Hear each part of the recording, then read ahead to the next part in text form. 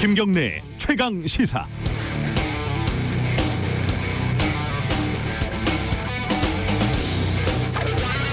해외 명품 브랜드들이 코로나 시대를 맞아서 온라인 쇼핑몰을 개설해서 성황이라고 합니다.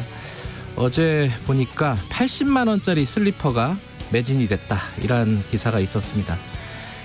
코로나 사태에도 백화점에서 유일하게 매출이 증가하는 게 명품이라고 하죠. 그런데 바로 옆에 있는 기사가 이렇습니다. 장례식장에서 일하는 사람이 시신에서 펜치로 몰래 금리를 10개 뽑아가지고 금은방에서 팔다가 붙잡혀서 징역 2년을 구형받았다. 코로나19로 일감이 줄어서 한 달 소득이 100만 원 정도밖에 안 돼서 범행을 저질렀다고 합니다. 한 달 벌어서 슬리퍼 한 켤레 산다는 거죠. 소득 불평등은 어제 오늘 일은 아닙니다. 밥상머리 기도문처럼 익숙한 수치들이 있습니다. 대기업 정규직이 100을 벌면 중소기업 비정규직은 한 40 정도 번다. 소득보다 자산이 더 심한데 상위 1%는 주택 7채씩을 소유하고 있고 상위 10%는 3채씩을 가지고 있다. 창고에서 쌀이 썩어나는데 사람들이 굶어 죽고 있다는 비유는 비유가 아니라 전 세계에서 그냥 현실입니다. 아마 코로나 사태를 지나면서 이런 소득, 자산 불평등은 더 심화될 게 뻔합니다.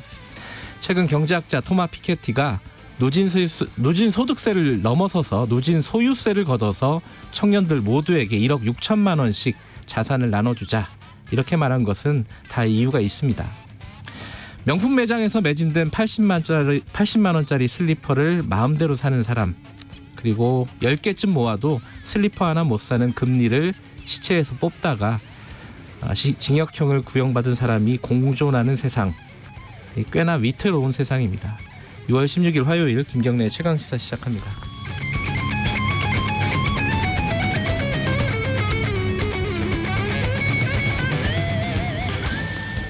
김경래의 최강시사는 유튜브 라이브 열려 있습니다. 실시간 방송 보실 수 있고요. 샵 9730으로 문자 보내주시기 바랍니다. 짧은 문자는 50원, 긴 문자는 100원 들어갑니다. 스마트폰 어플리케이션 콩 이용하시면 무료로 참여하실 수 있습니다. 오늘은 여당이 어제 상임위원장 선출을 강행을 했죠. 미래통합당이 강력하게 반발하고 있습니다. 헌정사상 유례없는 폭거다. 잠시 후 브리핑 끝나면요, 최영두 통합당 원내대변인 연결해서 입장 들어보고요. 2부에서는 남북관계 최대 위기라고 볼 수도 있고 또 한 번의 고비라고도 볼 수 있습니다. 지금 어떤 상황인지 어제 대통령 메시지까지 정세현 민주평통 수석 부의장과 짚어보겠습니다.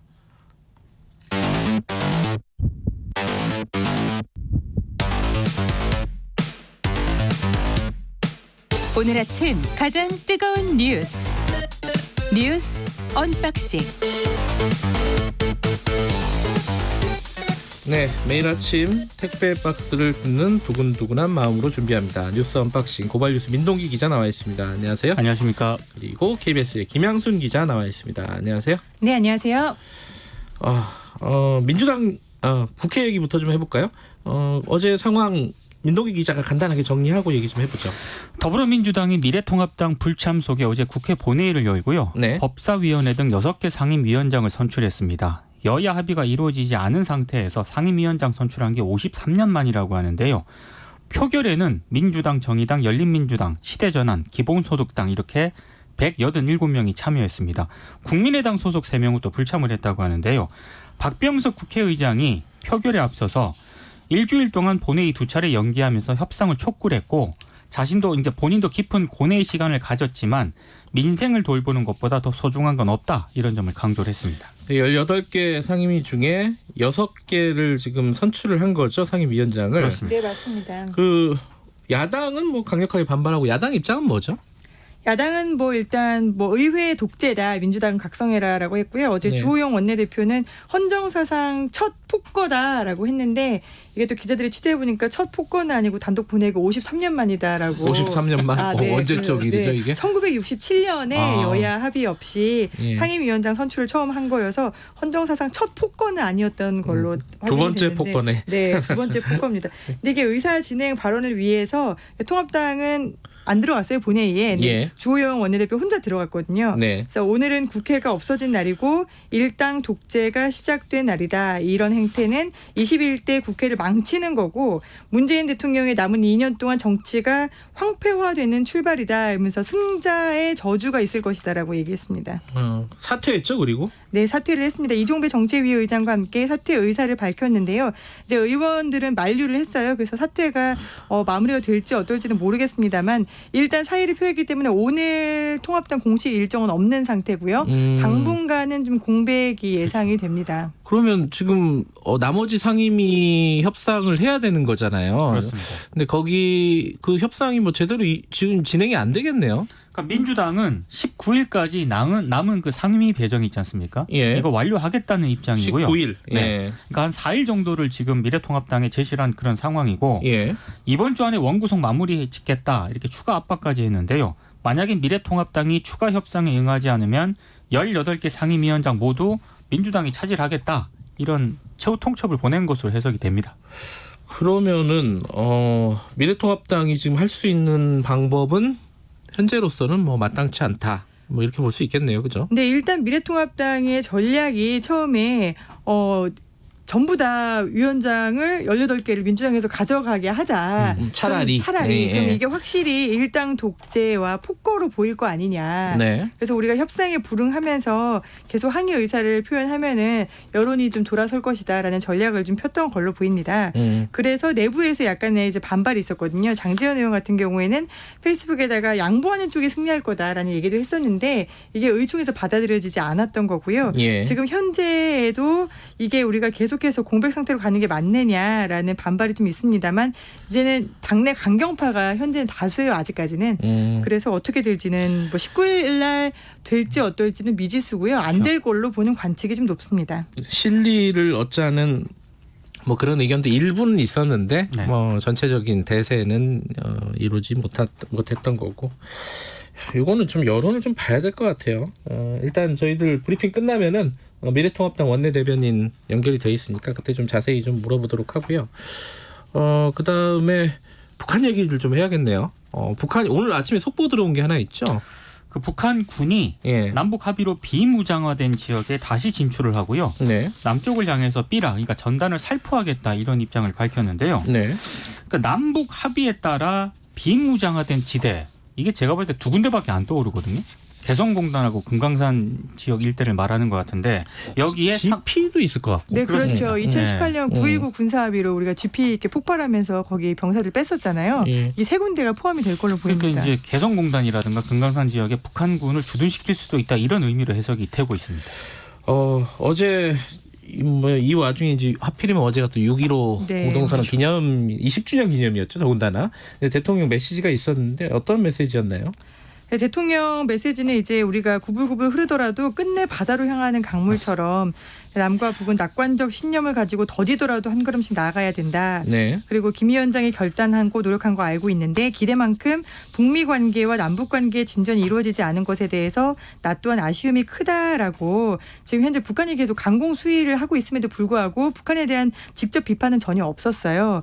그리고 여기에다가 하나 더해진 게 우리가 대북 제재를 어떻게 해서든지 해제를 하려고 노력하고 있다. 남과 북이 자주적으로 할 수 있는 즉 미국이나 어떤 국제사회의 허락을 받지 않더라도 자주적으로 할 수 있는 사업도 분명히 있다. 끊임없는 대화로 남북 간의 신뢰를 키워나가야 한다라고 일단 앞에서는 달래면서 그다음에 뒤에서는 우리가 제재를 좀 해제하고 남북 협력을 어떻게든 해보려고 노력하겠다라는 메시지를 보냈습니다. 지금까지 했던 메시지와 크게 다를 바는 없어요. 그죠? 그렇습니다. 네. 특별히 어떤 지금 상황을 돌파할 수 있는 어떤 안을 내놓은 건 아니고 우리도 이 마찬가지로 참 뭘 할 게 없다는 게 문제 아니겠습니까? 카드가 그죠? 없다는 게 예. 가장 큰 문제인 거고요. 예. 지금 그러면은 이 상황은 좀 계속될 수 있다 이런 경색 국면은 그죠? 좀 북한이 오히려 더 강경한 대책을 추가적으로 가지고 나올 수도 있다라는 생각까지 들거든요. 네, 북한에서는 김여정 부부장이 서리빨 치는 보복을 이미 예고를 한 상황이었고, 그렇죠. 그다음에 연락사무소를 이제 두절하고 없애겠다라고 한 이후로 당시에도 우리는 시나리오가 준비되어 있다라고 이야기를 했었거든요. 네. 그래서 그 시나리오가 준비되어 있는 것 중에 순차적으로 이제 우리가 군사를 보내겠다. 그리고 여기에 이제 개성하고 금강산하고 GP까지 포함하면서 군이 주둔하게 되면은 본격적으로 긴장을 좀 고조시키겠다라는 의지로 읽힙니다. 이 다음에는 이제 삐라를 살포하게 되면은 이제 보통은 이제 서남 해상, 이제 서해나 남해 해상이라든가 아니면 이제 비무장지대 접경 지역에서라든가 같은 방식으로 뿌리게 될 텐데 이제 삐라의 내용이나 수위를 좀 보고 그 이후를 판단해야 되지 않을까 싶습니다. 그러니까 우리가 삐라를 계속 뿌리니까 북한도 남쪽으로 삐라를 그렇죠. 보내겠다. 지금 네. 이런 입장인 거죠. 서로 간에 참 삐라가 잘 안 오는데 그죠? 가지도 않고 가다가 중간에 다 떨어진다면서요. 거의 대부분이. 네. 이 상황도 오늘 2부에서 정세현 전 통일부 장관과 함께 저희가 정세현 장관은 그 얘기를 했어요. 겨울이 왔다. 겨울이 왔죠. 네, 겨울이 왔는데 봄은 올 거다. 근데 지금은 겨울인 건 확실하다. 뭐 이런 말씀을 하셨는데 지금 최근에 이제 바뀐 상황들이 조금 있기 때문에 그 부분에 대해서 좀 디테일하게 정세현 장관과 짚어보는 시간 가져보겠습니다. 다음 얘기 뭘로 할까요? 그 이재용 부회장 지금 수사 관련해 가지고요. 수사심의위원회가 부의가 된 거잖아요, 그죠? 네, 열리지는 않았지만은. 그렇죠. 26일 날 개최하기로 있는 26일 날 날짜는 정해졌나요? 날짜는 정해졌습니다. 어제 대검이 검찰하고 네. 삼성 측에 이제 26일 날 한다고 결정을 통보를 했거든요. 그러면 근데 지금 검찰에서는 수사심의위원회를 기피 신청을 내겠다. 근데 이게 언론 보도를 보니까 예. 아직까지는 기피나 회피 신청 계획은 없다 이런 입장이 그래요? 공식적인데요. 조선일보를 보면 향후 심의위 위원 선발이 완료가 되지 않습니까? 네. 이걸 보고 양창수 위원장 등을 포함해서 기피 또는 회피 사유가 있는 위원들이 있는지 확인한 다음에 네. 그런 다음에 관련 신청을 검토할 예정이다 이렇게 보도를 하고 있습니다. 양창수 위원장 대법관 출신이지 않습니까? 저번에 잠깐 말했는데 그 뒤에 뭐 여러 가지 이력들이 나왔더라고요. 양창수 위원장과 삼성은 어떤 관계길래 뭐 기피 신청 얘기까지 나오는 겁니까? 일단 양창수 위원장이 대법관 시절에 이제 이재용 부회장의 아버지죠. 이건희 회장이 당시에 이제 에버랜드 전환 사채 관련해 가지고 에버랜드에 970억 손해를 끼쳐 가지고 특경법상 재판을 받았던 걸 기억하실 겁니다. 예. 당시에 이제 이건희 회장에게 무죄를 선고했었던 네. 대법관 중에 한 명이고요. 네. 그 이후에 지금 현재는 이제 수사심의위원장을 맡고 있습니다만 삼성과 관련해서 상당히 끈끈한 관계가 있다라고 오늘 경향신문이 보도를 했습니다. 어떤 것들이에요? 일단 양창수 위원장의 처남, 즉 이제 부인의 남동생이 현재 삼성 서울병원장으로 재직 중이고요. 네. 그다음에 뭐 양창수 위원장하고 미래전략실에서 같이 기소가 되어 있는 이제 최전무도 뭐 고등학교 동창이다라는 것도 있고, 그다음에 또 이제 양창수 위원장의 가족 중에 한 분이 삼성 서울병원의 산부인과 교수로 또 재직을 했다라는 것도 있어서 좀 약간 여기저기 엮어서 끈끈한 관계다라고 좀 보고 있는데. 그리고 이게 제가 보니까 지난달 22일에 매경에 칼럼을 썼거든요. 네. 양창수 위원장이. 이재용 부회장이 경영권 승계 책임이 없다는 취지의 칼럼 내용입니다. 그러니까 이런 정황을 놓고 봤을 때 과연 위원장으로서 적절한가 이런 좀 논란이 좀 제기가 되고 있습니다.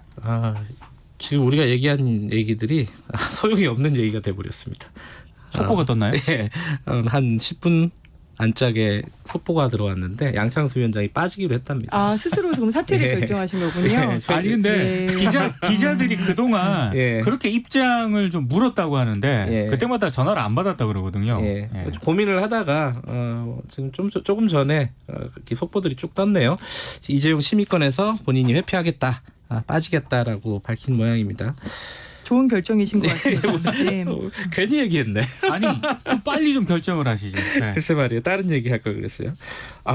그 얘기 한 번만 좀 해보죠. 그 건국대에서 등록금을 돌려주겠다라고 한 얘기 구체적으로 어떤 내용이에요? 그러니까 지금 건국대학교하고의 학생들이 그동안 이걸 가지고 협상을 벌였거든요. 네. 근데 등록금 일부를 사실상 감면하는 방안에 합의를 했습니다. 이게 첫 사례이기 때문에 좀 주목을 끌고 있는데요.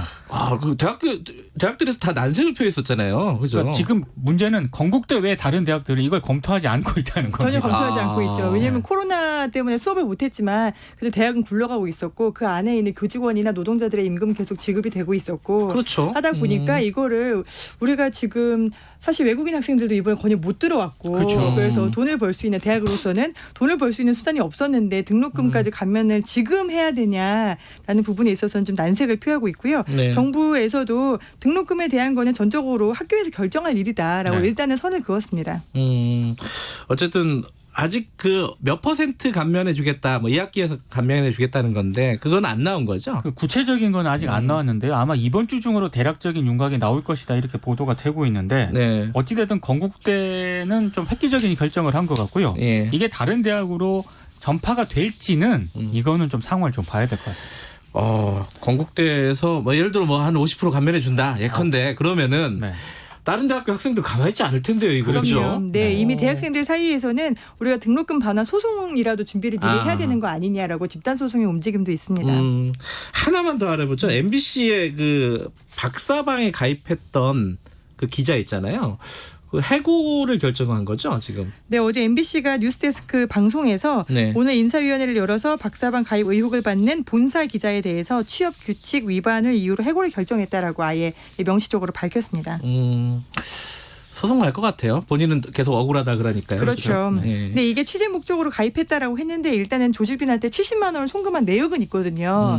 그러니까 송금한 내역은 있는데 취재를 위해서 갔다라는 그 증거는 없는 거예요. 그래서 MBC 측에서 이런 결정을 했는데 이제 보통은 기자들이 이제 어떤 이런 텔레그램 방이라든가 위험한 곳에 들어갈 때 혼자서 가는 경우는 없습니다. 이게 그렇죠. 일진이든지 아니면은 뭐 차장이든 부장이든 누구에게는 그렇죠. 반드시 보고를 하거든요. 이 돈을 나중에 자기가 보상을 받아야 되잖아요. 그렇죠. 회사로부터. 그럼 보고를 해야 되는 부분인데 네.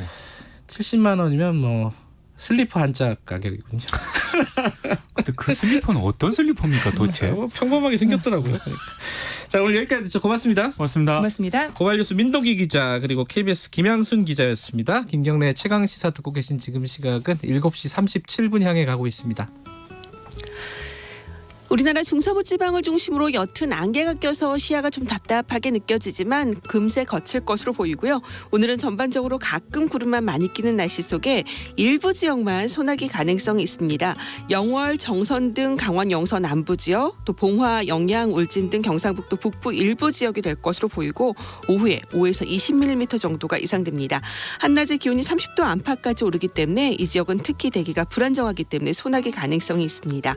폭염특보가 내려진 곳은 없고 오늘 낮 최고 기온 서울, 세종, 대전, 광주 모두 30도, 순천이 다른 지역보다 높은 32도 정도 내다보고 있습니다. 지금 서울 기온은 20.5도입니다. 지금까지 날씨 정보 윤지수입니다. 다음은 이 시각 교통 상황 알아보겠습니다. KBS 교통정보센터의 김민희 씨입니다. 네, 도로 위로 돌발 구간이 많습니다. 서울 외곽고속도로 일산에서 판교 쪽으로는 계양에서 송내 사이와 또 소래터널에서 시흥 사이로 속도 많이 떨어져 있는데 시흥 부근에서는 사고가 났습니다. 4차로와 갓길을 막고 처리 작업을 하고 있어서 부근으로 많이 혼잡합니다.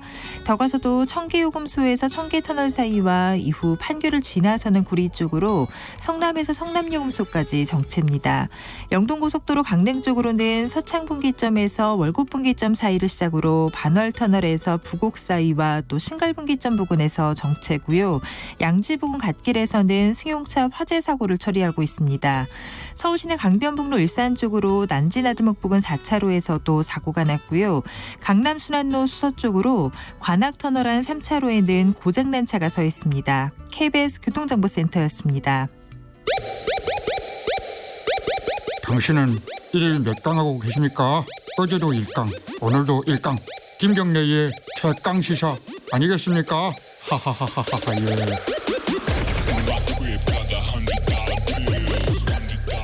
김경래 최강시사 듣고 계십니다. 더불어민주당 여당이 어제 국회 본회의를 열고 6개 상임위원회 선출을 강행했습니다. 미래통합당 당연히 강하게 반발을 하고 있고요. 조호영 원내대표는 사의를 표명을 했습니다. 앞으로 어떻게 될지 미래통합당 최형두 원내대변인 연결해서 관련 얘기 좀 여쭤보겠습니다. 안녕하세요. 네, 안녕하십니까. 네. 어제 상황에 대해서 뭐 입장은 다들 밝히셨지만은 방송에서 다시 한번 어제 상황에 대한 미래통합당 입장을 듣고 시작을 해보죠. 네, 결국 있어서는 안 될 일이 벌어졌습니다. 건너서는 안 될 강을 민주당이 건너고 말았습니다. 네.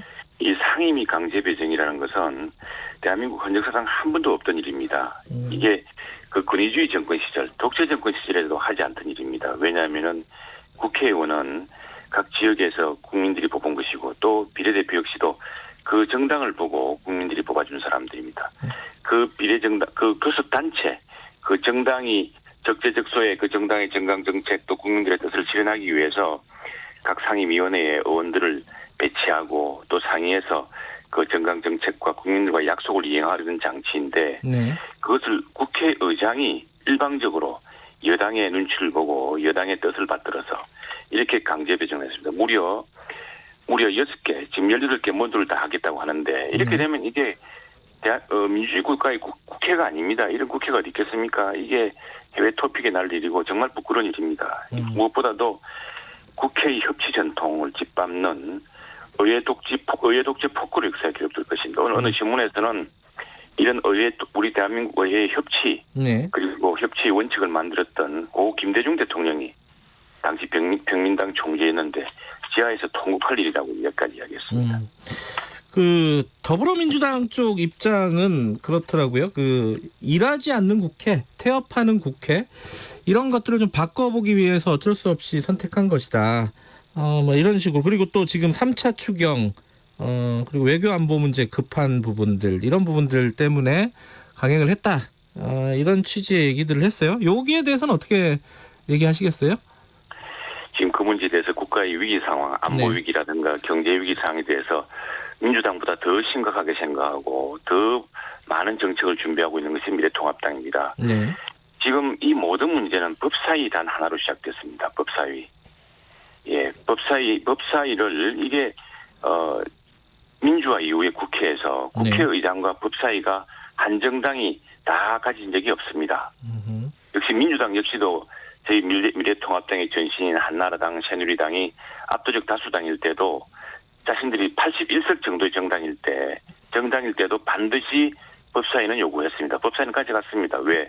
국회의장과 법사위는 서로 한 당이 독식해서는 안 되고 그 나란히 나누어서 사실 국회의장의 권한이 훨씬 더 큽니다. 네. 법사위원장이라는 것은 법안 처리 과정에서 국민들이 마지막으로 숙고할 수 있도록 정부 여당의 그 폭주나 질주에 제동을 걸 수 있는 마지막 안전장치라고 당시 민주당이 생각했기 때문이고 저희들도 그렇게 생각하고 있습니다. 그래서 이 법사위원장은 지난 30년간의 우리 국회 협치의 전통과 원칙에 따라서 당연히 제1야당 몫이라고 생각했고 그렇게 인정해 줄 줄 알았습니다. 그런데 그걸 빼앗아가겠다고 하면서 모든 문제가 다 생겼습니다. 그래서 지금이라도 민주당이 지금 어제 법사위원장을 강행했습니다만 법사위 문제를 민주화 이후에 국회의 협치 전통에 따라서 우리가 독식하지 않고 이것은 제1야당에게 몫으로 당연히 인정하겠다라고 한다면 모든 문제가 풀릴 문제고요. 지금 이런 상황에서 당연히 제1야당이 에게 돌아가던 법사위원장 자리를 민주당이 차지하고 다른 자리를 나눠주고 한다는 이건 뭐 거의 아무 의미가 없는 것입니다. 왜 그렇게 민주당은 당시에 법사위원장에 집착했겠습니까? 이거는 지금 이 이후에 처리할 법안들을 보면은 과거사를 뒤진다든가 무슨 김여정이 지시했던 비라금지법을 속전속결로 만든다든가 이런 온갖 법안들이 대기하고 있는데 이게 대해서 국민들의 절반 정도는 의구심을 가지고 있습니다. 이런 것들을 누군가는 제동을 걸고 다시 숙고하게 하고 그리고 지금 어쨌든 민주당은 압도적인 다수 정당이기 때문에 사실은 모든 상임위에서 자신들의 뜻대로 표기를 처리할 수가 있습니다. 네. 처리할 수 있는데 마지막에 한번 120일 혹은 90일 정도 숙고해 볼 수 있는 장치가 법사위원장을 통한 그 자구 체계 심사 과정입니다. 이제 그 과정까지 민주당이 전통과 원칙을 뒤집고 다 차지해 버린다고 한다면은 나머지 상임위의 논의 과정에서 특히 쟁점 법안에 대해서는 이건 야당의 최소한 견제 장치가 사라지기 때문에 문제가 생긴 겁니다. 그러면 지금 이제 상임위가 열리지 않겠습니까? 이제 6개 상임위는 지금 구성을 했기 때문에 그러면 이제 미래통합당은 여기에는 참여를 안 하게 되는 건가요? 참여를 할 수가 없죠. 왜냐하면 여기에는 우리 당 내에서도 그 상임위에 가장 적합하다. 그 상임위에 가장 최적의 정책 능력과 지금 의지를 가지고 있고 네. 또 지역구의 뜻을 골고루 반영해서 할 수 있는 사람들을 다 지금 염두에 두고 배치하고 있었습니다. 네. 그걸 다 배정해 놨는데 사실 엉뚱한 사람을 여당이 국회의장과 여당에서 임의로 이렇게 막 배정해 놓았습니다. 그런 상황에서는 국회에 지금 참여할 수가 없죠. 그렇지만 저희들은 지금 어제 당장 정부 여당은 지금 김여정이 지시했던 뭐 비라금지법이라든가 또는 뭐 종전결의안이라든가 이런 것들을 일사천리로 통과시키려고 하고 있습니다만 우리 그 미래통합당 의원들 특히 이제 외교안보에 정통한 의원들은 이미 여기에 대한 입장들을 밝히고 있습니다. 그걸 국회에서 발표하고 상임위원장은 못 들어가겠지만 국회 내에서 반박하고 새로운 대안을 내고 또 국민들에게 호소하고 또 의원들끼리 토론하는 이런 과정은 계속될 겁니다. 그 상임위원회는 참여를 안 하겠다, 참석을 안 하겠다는 거고. 할 수가 없는 상황이죠. 예, 네. 그러면은 지금 국회 내에서 할 수 있는 모든 방법을 다 하겠다. 그러면은 어떤 방법이 있을까요? 국회 내에서 지금 이 정부 여당이 추진하고자 하는 법안들의 문제점 또 예산의 문제점에 대해서 이제 국민들에게 낱낱이 다 밝힐 것이고요. 네. 근데 가장 큰 문제는 지금 이 정부 여당의 폭주 속에서 네. 정부 부처들이 자료를 내놓지 않고 있습니다. 국회에 대해서 당연히 국회는 국민들도 알 권리가 있고 또 국민의 대표인 국회의원은 정부를 상대로 모든 자료를 다 청구할 수가 있습니다. 국가 안보에 관한 정말 심각한 자료가 아니라면은 모든 자료는 다 허용되어야 됩니다. 그런데 지금 이 정부 여당 이런 단독 질주 폭주 속에서 의회 일당 독재 분위기 속에서 정부 부처가 지금 자료 제출을 거부하고 있습니다. 자료 제출을 내지 못하도록 한다거나. 그런데 윤미향 씨가 외교부와 만나서 위안부 합의에 대해서 어떤 이야기를 했는지 그 자료를 달라고 그랬더니 외교통상부는 과거에는 한일 간의 외교협상 비밀에 관한 문제인데도 불구하고 네. 국민의 알 권리가 더 중요하다고 그걸 공개한 적이 있습니다. 그런데 이번에는 무엇이 중요한지 그 회동 기록을 공개를 하지 않고 있고 여성가족부가 윤미향 씨와 정의기억연대인가요?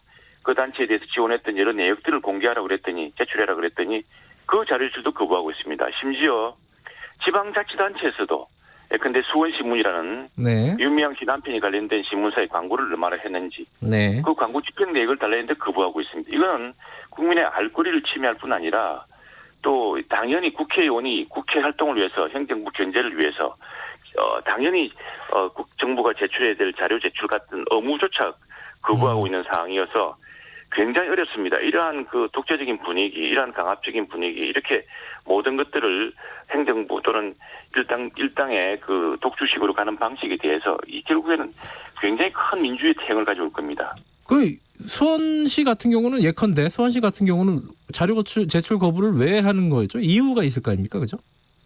자료를 제출할 수 없다고 이야기하는 거죠. 특별한 이유가 없어요? 예, 왜 그 지방자치단체가 누가 개인 돈으로 사유재산이 아니지 않습니까? 네. 지방자치단체도 그 지방에서 그 지역의 유권자들이 세금을 냈던 것이 지방시 예. 또 국회를 통해서 집행되는 거 아니겠습니까? 이게 뭐 시장의 개인 사재로 나오는 게 아니지 않습니까? 예. 그러면은 당연히 그 돈을 어떻게 지출했는지 이걸 공개를 해야지요. 그리고 근데 그걸 공개하지 않는다는 게 말이 안 되는 겁니다. 네. 지금 그 조영 원내대표가 사의를 밝히지 않았습니까? 이거 어떻게 되는 거예요? 그러면 이제 협상 파트너가 지금 공석이 돼 버리는 거잖아요. 이거. 그런 상황이죠. 예. 그 말리고 계신 거죠, 주변에서는 지금. 지금 어제 의원총회에서 네.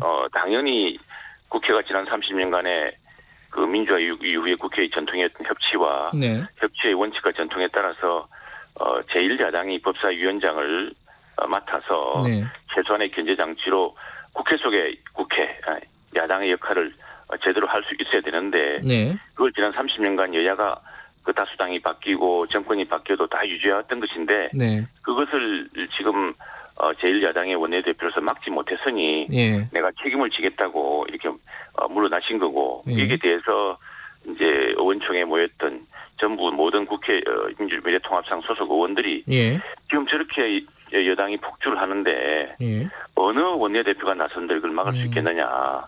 지금 오히려 더 조호영 원내대표에게 힘을 실어서 네. 이런 문제를 전체 의원들의 중지를 모아서 해결하고 이 위기를 극복하는 그런 상황이어야 하는데 지금 어떻게 우리가 다시 원내대표를 누굴 뽑은들 어떻게 이 문제를 해결할 수 있겠느냐. 그래서 강하게 만류하고 재신임하는 결의를 했는데 조용원 원내대표는 어쨌든 그 막지 못한 책임을 즐기겠다, 이 사의를 거두지 않겠다면서 계속 저희들 만류 요청에 대해서도 받아들이지 않은 상태입니다. 그러면은 지금 당장 현실적으로요. 지금 국회의장이 박병석 국회의장이 19일 날 그 상임위 구성을 마무리를 하겠다는 건데 그 전에 협상을 해야 되는 상황이잖아요. 현실적으로 보면은. 근데 그것도 지금 못하는 상황이 돼버리는 건가요? 그렇죠. 어제 조호영 원내대표가 네. 이제 동료 의원들한테 이야기하고 했지만 그동안 수차례 이야기했습니다. 이건 협상이 아니라 협박이었습니다. 그냥 협상을 가장한 보이기 위한 용이었지 이 법사위원회의 문제를 빼앗아가겠다고 하는 상황에서는 네. 야당 원내대표로서는 어떤 다른 협상도 할 수 없는 상황이었습니다. 그 과정에서 7개를 준해 만회하는 이야기를 또 이야기하면서 그것이 무슨 협상이냐. 협상이 될 수가 없습니다. 이 미래통합당 입장에서는 다수당이 된 것을 인정하는 것이고 그래서 예. 국회의장을 선출한 것을 인정하는 것이지만 그것도 이 합의를 통해서 의사 일정을 정해서 해야 되는 건데 그것도 본회의도 국회의 전통을 어겼습니다. 그것도 네. 역사상 처음 일인데 근데 이런 상황에서 이제 그걸 해야 되는데 협상이라는 게 지금 불가능합니다. 협상을 하고 있는 게 아니라 협박을 당해왔다는 것이 이제 조영 원내대표 의견이고 그러면은 18개 상임위 다 가져가라. 지금 이런 입장인 건가요? 결과적으로 얘기하면은? 지금 방법이 없는 것이죠. 지금 법사위를 빼앗아간 마당에 네. 다른 상임위원장을 대가로 준다는 것 자체가 네. 야당으로서는 받아들일 수 없는 것이고 네. 여당 스스로도 그동안 야당 시절 또 소수당 시절에 그동안 주장해왔고 또 당연히 지켜왔던 그런 전통과 원칙을 어기는 일인데 네. 이게 어떻게 협상의 대상이 될 수 있겠습니까? 그래서 이미 우리 상임위원장 당연히 이제 만일 야당이 맡게 되면 7개 상임위원장인데 그건 어차피 배분 비율 그것도 이제 전통과 원칙이 있습니다. 네. 13대 국회에서 당시 평민당 총재였던 김대중 총재의 제안에 따라서 이렇게 배분하던 비율이 있기 때문에 11대 7이 나오는 겁니다. 네. 17개 상임위원장 중에서 11개는 여당, 7개는 이제 제1야당 이렇게 되는 것인데 그런데 지금 만일 법사위를 그대로 빼앗아간다면은 나머지는 의미가 없다고. 의미가 없다. 6개 상임위원장의 후보에 오르는 우리 3선 이상 중진 의원들도 우리 맞지 않겠다. 그런 상황입니다. 그러면은 지금 방법이 없다고 계속 말씀하셨는데 그러면 이제 20대 국회 때를 되돌아보면 장외투쟁 이런 것도 있고 지금 아까 얘기하신 것처럼 추경이라든가 판문점 선언 비준이라든가 이런 부분들이 실제로 진행이 된다면은 물리적인 수단을 동원해서라도 막거나 이런 방법들도 지금 고려하고 계신 건가요? 물리적인 방법이 불가능합니다. 그리고 지금 우리 미래통합당은 국민을 위해서 또 이 정부 여당의 폭주에 맞설 수 있는 가장 중요한 투쟁의 장은 바로 국회라고 생각하고 있습니다. 네. 바로 국회 본회의장에 우리가 지금 참여할 수 없는 상황이지만 상임위원장 회의실에 참여할 수 없는 상황이지만 저희들이 국회 내에서 의견을 밝힐 것이고 또 민주당 지도부가 아니라면 민주당 지도부의 이 원칙과 전통을 무너뜨린 이 민주당 지도부의 폭주 때문에 그 지도부를 상대할 수 없다면은 민주당 의원들 그리고 동료 의원들을 상대로 우리 입장을 호소할 것이고 또 국민들을 상대로 지금 이것이 무엇이 문제인지 이렇게 되면은 장차 얼마나 많은 빚을 국민들이 안아야 되는 것인지 우리 미래 세대가 얼마나 큰 부담을 안아야 되는 것인지 지금 정부가 집행하고자 하는 코로나 이 피해를 막기 위한 이런 추경이라고 하면서 실제로 코로나에서 직접 코로나 저 상황에서 영웅적으로 자기 희생을 하고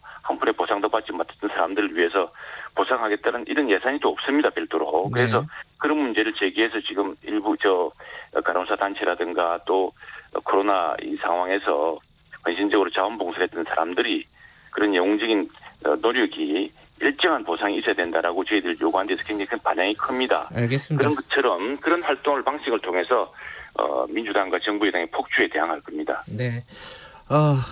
지금 당분간 19일까지 원 구성에 다시 협상에 임할 상황은 아니다.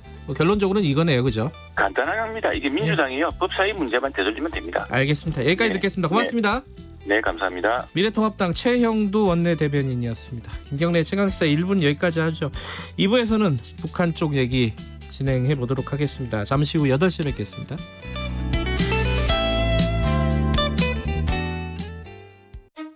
안녕하십니까? 대한신경과학회 이사장 홍승봉입니다. 주요 신경과 질환인 치매, 뇌졸중, 파킨슨병, 뇌전증, 척추 말초 신경 질환은 약 300만 명이 앓고 있습니다. 또한 많은 사람들이 두통, 어지럼증, 수면무호흡증, 각종 통증으로 고생하고 있습니다. 인구 고령화로 신경과 질환이 빠르게 증가하고 있어서 관련 전문의 확충이 필요합니다. 신경과는 국민 여러분의 뇌 건강과 신체 건강을 위하여 최선을 다하고 있습니다. 이 캠페인은 대한신경과학회가 함께합니다. 말 같은 말.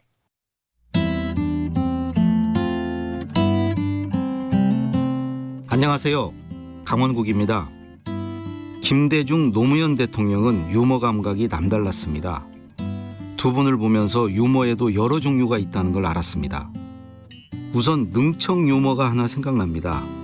1980년 사형 선고를 받은 김대중 대통령은 이호 여사가 죽이든 살리든 하나님 뜻대로 하세요라고 기도했다는 말에 무척 서운했다고 합니다.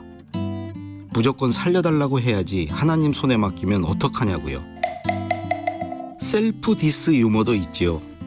노무현 대통령이 대학 특강에서 학생들에게 이렇게 말했습니다. 우리 손주가 참 예쁩니다. 그런데 아무리 예뻐봤자지요. 저를 보면 상상이 되죠? 정반대의 자아도취 유머도 있습니다. 이른바 자뻑, 허풍 개그라고도 하는데요. 이건 제 주특기입니다. 저는 베스트셀러 작가라고 아주 대놓고 말합니다. 정색하고 말할수록 사람들은 더 웃더라고요. 비웃음인지 뭔진 모르겠지만요. 반전 유머도 있습니다. 노무현 대통령이 터키에 갔을 때 동포간담회에서 이렇게 말했습니다. 참 좋은 데 사시네요.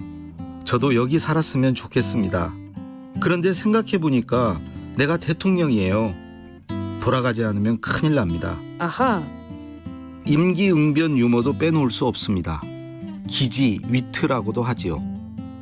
김대중 대통령이 노벨 평화상을 받았을 때 누군가 이렇게 악담했습니다.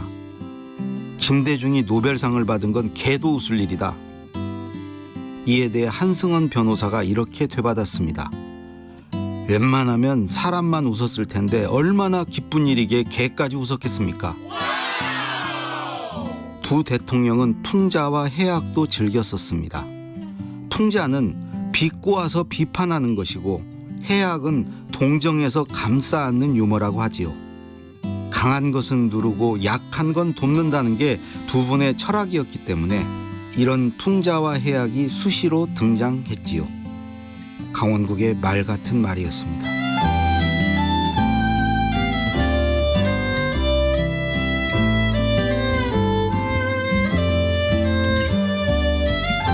나를 낮추면서도 나를 지키며 사람을 감싸 안는 유머. 유머는 세상을 사랑하는 능력입니다.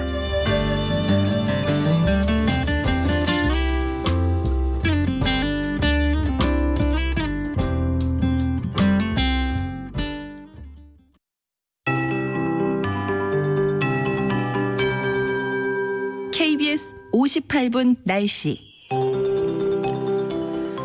오늘 전국은 가끔 구름이 많이 끼는 가운데 일부 지역 소나기 예보가 있습니다. 강원 영서 남부 지역, 경상북도 북부 내륙 지역이 될 것으로 보이고 한낮에 오늘 예상 기온 30도 안팎일 것으로 보이기 때문에 이 열기 탓에 대기 불안정을 일으켜 일부 지역만 5에서 20mm 정도 소나기가 지나갈 것으로 예상이 됩니다. 중부지방은 내일도 오늘처럼 가끔 구름만 많이 낄 것으로 예상되지만 중국 상하이 쪽에서 저기압이 다가오고 있어서 내일 오후 제주도 지방에 비가 시작되겠고요.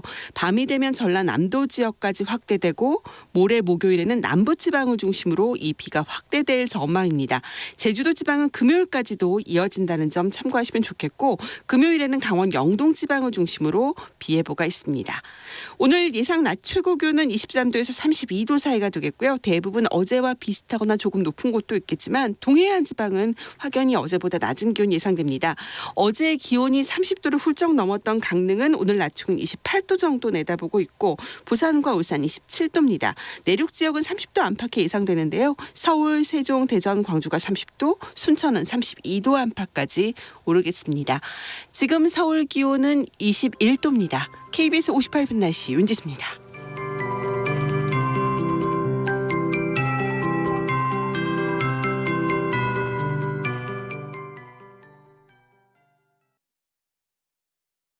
정성을 다하는 국민의 방송 KBS가 8시를 알려드립니다. AM 711kHz, FM 97.3MHz, KBS 1라디오입니다. HLKA.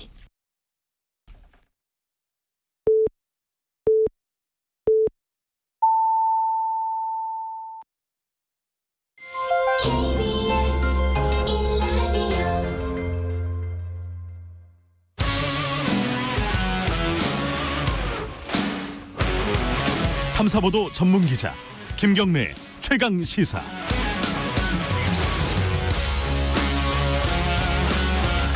김경래 최강 시사 2부 시작하겠습니다. 어제 문재인 대통령의 6.15 기념 메시지가 있었죠. 남북이 함께 돌파구를 마련해야 된다 이런 취지인데 이게 좀 상황이 그렇게 만만치는 않은 것 같습니다. 오늘 아침에 들어온 얘기는 북한이 최전방 비무장화된 지역에 다시 진출하겠다. 이게 뭐 군대를 다시 진출하겠다 이런 뜻으로 읽히기도 하고요. 지금 상황 어떻게 봐야 되고 어떻게 타개해야 되는지 좀 고견을 들어보겠습니다. 정세현 전 통일부 장관 민주평통자문회의 수석 부의장 연결돼 있습니다. 안녕하세요. 네, 안녕하세요. 네, 오늘 아침 얘기부터 좀 해보죠. 북한에서 나온 속보가 비무장화된 지역에 군대를 다시 진출하겠다, 요새화하겠다, 전선을 요새화하겠다. 이게 어떤 뜻으로 읽히세요, 장관님께서는?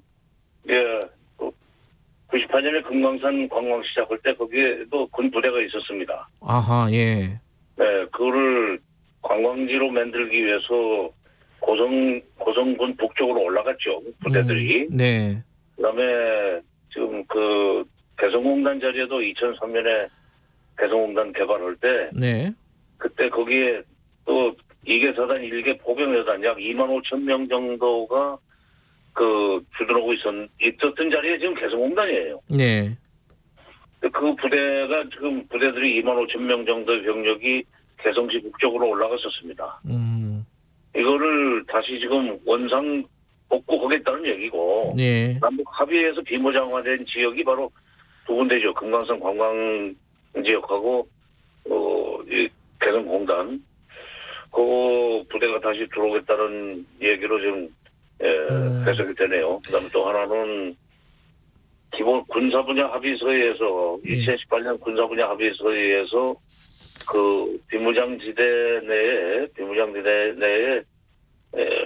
그 설치됐던 전방초소 GP. 예. 원래 불법이에요. 정전협정 위반인데. 예. 그거를 전부 지금 철거를 하기로 합의를 했었거든요. 네네. 그래서 시범적으로 남북이 각각 8개씩 철거를 했고 파괴도 하고 철거도 했죠. 네. 총 남쪽이 남쪽이 80개, 북쪽이 160개 정도 있었을 겁니다. 네. 그걸 전부 다 원상 복구하겠다고 하는 거죠. 그러니까 그 군사 분야 기본 합의서도 북한이 말하자면은 깬다. 그런 뜻입니다. 그 9.19 군사합의까지 파기를 한다는 거는 완전히 과거로 돌아가겠다. 뭐 이런 뜻으로 받아들이면 되나요? 그렇죠. 이제 근데 지금 아직 행동으로 옮기지 않았죠. 아하, 예. 예고를 했기 때문에 우리가 빨리 그 전단 살포 금지법 같은 거 빨리 법 조치하고. 네. 그다음에 어저께 문 대통령께서 말씀하신 내용 중에 여건이라는 단어를 좀 주목할 필요가 있어요. 그동안에 그 대통령이 말씀하신 여건이라는 것은 미국이 계속 남북 관계와 북미 관계가 같이 가야 된다고 하면서 우리 발목을 잡았던 그런 상황이 좀 좋아질 가능성이 없다. 네. 그렇다면 우리가 먼저 좀 앞서 가야 되는 거 아니냐. 그러기 위해서는 이게 북한이 남한한테 있어서 이렇게 우리 쪽을 상대로 해서 무슨 위협이나 하고 협박이나 하지 말고 네. 북한이 어느 정도 호응을 해줘야 우리가 미국을 뭐 설득하든지 달래가지고 네. 이거는 우리가 좀 북한과 손잡고 먼저 일을 시작할 테니까 네. 자꾸 비핵화에 연계시키거나 북미관계 개선이 될 때까지 기다려서 남북관계 개선하라는 얘기 하지 말라는 뜻이거든요, 그게.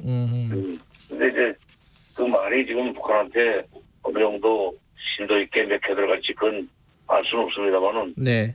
그건 그 다음 순서로 그런 일을 하겠다는 것을 예고를 했습니다. 그러니까 처음에는 계속 연락사무소를 뭐 무참하게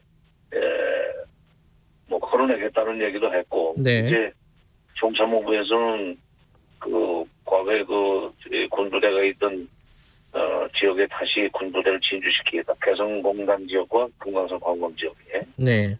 전방 초소 복원 뭐 이런 걸 지금 예고했는데 아직 행동을 안 옮겼고 우리가 좀 빨리빨리 움직이면 막을 수 있지 않나 그런 생각이 듭니다. 지금 저 장관님께서도 말씀하시면서 좀 자신 없어 하시는 말씀이신데 예. 우리가 이제 뭔가를 해야 된다. 우리 남북 관계 자체적인 뭔가를 돌파구를 찾아야 된다. 이게 이제 문재인 대통령 얘기인데 이게 좋은 얘기인데 북한이 이걸 받아들일 분위기인 것인지 지금 뭐 김여정이나 쭉 얘기가 나오는 걸 보면은 좀 어렵지 않습니까 지금 상황이? 아니 그건 그렇게 볼 필요는 없어요. 그래요? 그거는 제가 자신 있게 얘기할 수 있습니다. 그러니까 말이 독하게 나온다고 그래서 네. 전혀 그야말로 회복할 수 없는 단계로 남북 관계를 이제 끝장나는 건가? 네. 그건 아니고. 네. 우리가 그들의 요구를 적극적으로 들어줄 수 있는 그들의 요구를 들어준다기보다는 사실은 4.27 판문점하고 9.19 평양에서 합의한 사항들을 이행하지 못한 데에 대한 불만이기 때문에 네. 그 9.19 평양선언 4.27 판문점 선언을 네. 이행하기 위해서 그동안에 한미 워킹 그룹을 통해서 미국이 발목 잡던 것을 과감하게 뿌리치고 올라갈 수 있는 그런 의지가 있다는 것이 읽혀지면은 네. 태도가 바뀌죠, 북한의 태도. 이게 참 근데 국내 여론이요. 예컨대 이제 야당 같은 경우에 뭐 대북 전단 살포 금지법 이런 것들을 이제 여당에서 처리를 한다 그러면은 이거 김여정이 지시한 법 아니냐. 좀 전에 일부에서 연결했을 때도 그런 표현이 나왔었는데 그런 여론이 있단 말이에요, 분명히. 이건 참 어떻게 돌파해야 될지. 아니, 근데 여론이 항상 그 진실을 반영하는 건 아닙니다. 그렇잖아요? 네. 이게 지금 전단 살포는 김여정이 뭐 하지 말라고 해서 우리가 법을 만들려고 그런 거 아니고 네. 지금 4.27 선언의 2조 1항에 분명히 명시가 돼 있어요. 네. 이게 2018년 5월 1일부터는 대북 학습기 방송도 중단하고 네.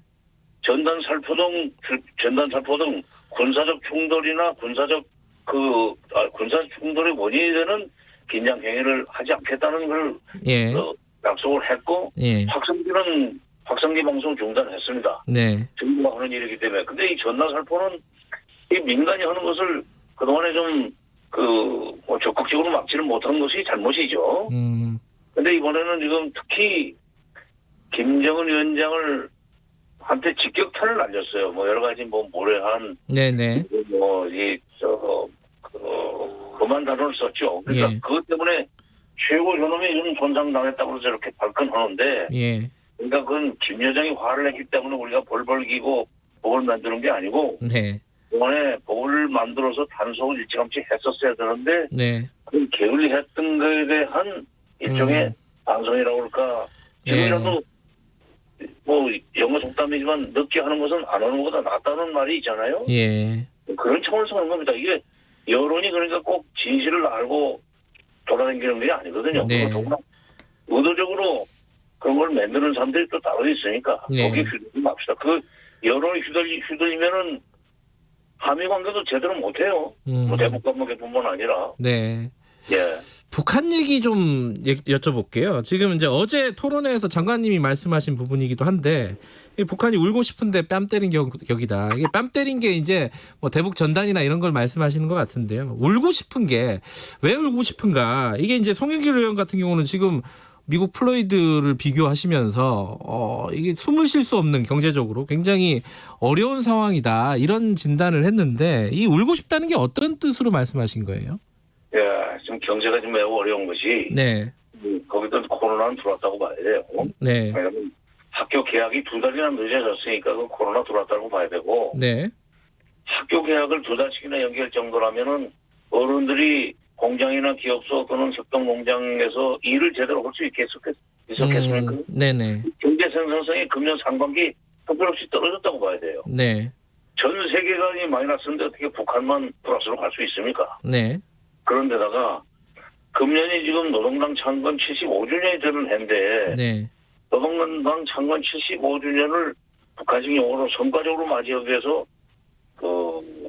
5년 전에 그러니까 2016년 5월달에 국가경제발전 5개년 전략이라는 것을 세워놓고 열심히 노력을 했어요. 근데 네. 2017년부터 유엔 대북 제재가 열 몇 개가 이렇게 돌아가기 시작하면서 물론 북한이 그걸 자초한 측면도 있지만 핵실험하고 미사일 쏘고 하니까 유엔 대북 제재가 부과됐지만 그것 때문에 경제가 완전히 거의 수업이 되다시피 하면서 2차 경제발전 5개년 계획이 그야말로 5년 동안에 아무것도 이루지 못하는 결과가 지금 금년에 가시화될 가능성이 있다. 발을 동동 구를 수밖에 없습니다. 뭔가 지금 이게 죽겠는데 네. 그야말로 참 큰일 났는데 북한 지도부 입장에서 볼 때는 인민들한테 낯이 안 쓰게 됐어요. 큰 소리 쳐놓고 네. 정면 돌파전 하겠다는 얘기까지 했는데 네. 그래서 그야말로 참 이거 어디 핑계를 좀 댈 때문에 좀 때리면 울기라도 오겠는데 이게 필요합니다. 그 김여정 1부부장 관련해서도요. 장관님께서도 좀 눈여겨봐야 된다. 근데 2인자 자리를 굳히려는 그런 모습을 보여주고 있잖아요. 근데 이게 잘 이해가 안 되는 게 김정은 위원장이 건재하지 않습니까? 아니. 근데 왜 이렇게 되는 거죠? 지금 상황이? 이전에 김일성 주석이 건재할 때도 예. 후계를 사실상 서서히 후계 승계 작업을 서서히 준비해서 공식화를 해놓고 네. 그다음에 어떤 점에서는 82년부터는 사실상 부자 공동 통치제도였어요. 양자 공동. 네네. 네, 김정일 위원장도 2008년에 한번 쓰러졌었습니다. 예. 이명박 정부 때죠. 예. 뇌졸중 비슷한 거였던 것 같은데 그 전에는 내대까지 무슨 부자 승계를 할 수 있겠느냐는 얘기를 김정일 위원장이 했다는 얘기를 몇 군데서 들었어요. 중국 쪽에서. 그런데 그 일이 있고 난 뒤에는 이거 안 되겠다. 그러면서 이제 주변에 있는 말하자면 신하들이 그 옛날 말이네요. 네. 주변에 있는 이 간부들이 이건 뭔가 이거 후계자를 지명해야 되겠습니다. 해서 2010년쯤 세 아들 중에 셋째 아들이 그래도 기중 낮다고 그래서 김정은한테 사실상 그 자리를 물려주는 네. 내정을 했었죠. 지금 네. 그런 상태인 것 같습니다. 지난번에 김정은 위원장이 지금 여러 가지 몸무게라든지 이런 걸로 봐서는 행동이 이렇게 자유롭지 않을 수도 있어요. 물론 지금 건재하지만 네.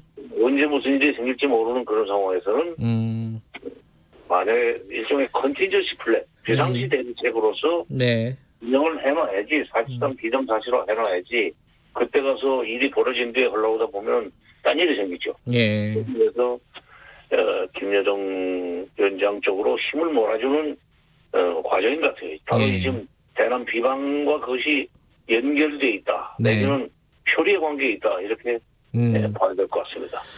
지금부터는 앞으로 우리가 무엇을 해야 될까? 요거 얘기를 좀 여쭤보겠습니다. 지금 특사 빨리 보내야 된다. 안철수 대표 같은 경우는 자기가 특사를 가겠다 이렇게 얘기를 하기도 했고요. 박지원 의원도 방호복을 입고서라도 특사들 남북 특사 만나야 된다. 그리고 문정인 특보께서는 남북 정상 원포인트 회동이라도 해야 된다. 이런 여러 가지 얘기들이 나오고 있습니다. 네. 어떻게 보십니까 이거? 예.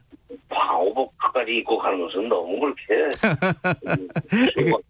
말씀이 그렇다는 거죠. 예. 네, 아니 특사라는 것은 네. 대통령과 호흡을 같이 하는 사람이 가야 북쪽에서도 그걸 환영합니다. 난데없이 아무나 갈 수 있는 게 아니에요, 특사는. 네네. 또 하나, 예. 지금 북한이 이렇게 남쪽 대통령까지 사실상 간접 금용하면서 비난을 쏟아낸 마당에 네. 정상회담은 완포했더라도 하자는 얘기에 그 호응에 나올 수 있겠습니까? 제도 측면이 있는데 네. 이게 어느 정도 뭔가 지금 정지 작업이 돼야 되는데 네. 정지 작업을 북쪽을 향해서 할 것이 아니라 네. 북쪽을 향해서보다는 지금 태평양 건너 미국 쪽을 향해서 해야 됩니다. 예. 여건 마련. 말하자면 미국이 발목 잡는 것을 좀 풀어주는 그런 조치가 없으면 우리 아무것도 할 수 없다는 얘기를 대통령의 특사가 가서 특사급 저희 국무위원급 이상이 가야 되겠죠. 네. 미국에 가서 직접 미국의 지도부 사람들을 만나고 간부들을 만나서 남북 합의사항을 이행할 수 있는 여건을 워싱턴에서 만들어 가지고 와야 돼. 아하. 그게 먼저다. 그걸 먼저 되고 예. 그다음에 그런 것이 움직이고 그렇게 해서 움직이고 나면은 우리 쪽에서 특사가 가겠다 내년 완포인트 정상회담 보면은 회담이라도 하자 하면은 그때는 나올 겁니다. 그러니까 미국부터 풀어야 된다. 특사가 선미후 특사도 선미후 북입니다. 예, 선미후 북이다. 그러면 지금 여러 가지 할 수 있는 일들이 있지 않습니까? 개성공단이라든가 예를 들어 오이사 조치라든가 이런 것들에 대해서는 지금 어떤 타이밍을 좀 잡아야 될 시점이다 이렇게 얘기하시는 분들도 있어요. 어떻게 보세요? 이거는 가능성이 있다고 보십니까? 오이사 조치는 지난번에 완전 이게 무효다 하는 효력 상실다 하는 이거 이제 오늘로부터 중지한다는 얘기는 안 했지만 사실상 그 효력을 지금 상실하고 있다는 얘기를 통일부에서 했었죠. 네. 더 이상 오이사 조치는 거론 안 해도 될 것 같습니다. 다만 지금 해야 될 것은 급하게 해야 될 것은 전단 살포 금지법을 빨리 만드는 거예요. 아, 그게 우선이다. 예. 왜냐하면 대내적인 조치부터 해가면서 미국도 가야지. 네. 미국부터 쫓아갈 일도 아니에요. 더구나 지금 전단 살포 금지법도 안 만들고, 네. 그다음에 4.27 선언, 9.19 선언을 갖다서 비준 동의하는 절차도 밟지도 않으면서 네. 특사부터 그냥 서둘러 가는 것은 네. 그거는 진짜 급하다고 바늘 허리 매쓰는 격이고 네. 목적을 받지 못합니다. 그러니까 대내적으로 저희 4.27 판문점 선언, 9.19 평양선언 비준 동의 절차 국회에서 받고 그다음에 그것과 병행해서 그 법의 조약 합의 비준 동의에 근거해서 대북 전단 살포 금지법을 네. 입법 조치해놓고 하면서 동시에 미국을 가서 이게 여건을 좀 마련해 달라. 네. 너무 지금 먹힌 걸 위해서 발목 잡아서 아무것도 못하지 않느냐. 예. 철도로 연결 현대화도 못했고 예. 개성공단 금강산 관광 철석같이 약속했는데 그것도 못했고 네. 도대체 이게 뭐냐 이거. 어느 세월이 비핵화가 되는데 30년도 넘게 해결 안 된 문제에다가 남북관계를 걸어가지고 이렇게 발목을 잡느냐는 식으로 좀 가서 항의도 오고 남북관계의 여러 가지 속사정 이거를 미국한테 이해를 시켰어요. 미국 사람들 별로 그렇게 잘 몰라요. 알겠습니다. 일단 국내에서는 좀 국회가 움직여야겠네요. 정세현 장관님 말씀은. 그죠? 아니 우선 통일부가 금지법 만들겠다고 했으니까 빨리빨리 만들고 예. 좀 여당에서도 지금 법사위원장을 좀 차지할 것 같으니까 네. 그래서 법사위원회 상정하고 예. 그럼 또 김태년 원내대표도 법사위원회가 구성되면은 바로 전단살포 금지법부터 우선순위로 다루겠다고 약속을 했기 때문에 네. 네. 그리고 그분이 또 개성공단과 금강산 관광은 빨리 재개해야 된다는 얘기를 좀 여러 번 하고 있습니다. 예. 원내대표가. 그러니까 당이 밀어줄 거예요. 예. 국내에서는 국내에서 할 수 있는 일들을 처리해 가면서 북한에 가서 설득 작업을 하고 그 이후에 북한에서 가서 설득 북한이 아니라 미국에 가서 설득 작업을 하고. 예. 선미후북이라니까 그게. 예. 알겠습니다. 그 다음에 이제 북한 예, 특사 얘기를 좀 꺼내는 거에 현실적이다 이런 말씀이시네요. 오늘 말씀 잘 들었습니다. 고맙습니다. 예, 예. 정세현 민주평통 수석 부의장이었습니다. 공정하고 깊이 있게 오늘 하루 이슈의 중심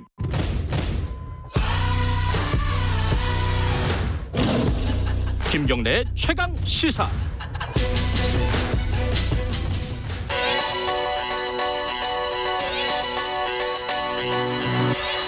최강 시사 김수민의 눈.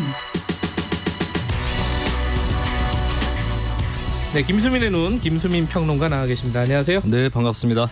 어제 새로운 진보란 무엇인가 더불어민주당 박용진 의원을 조명하면서 그 진보에 대한 얘기를 했는데 새로운 보수란 또 무엇인가 오늘 얘기를 할 건데 여기 써있긴 하지만 누굽니까?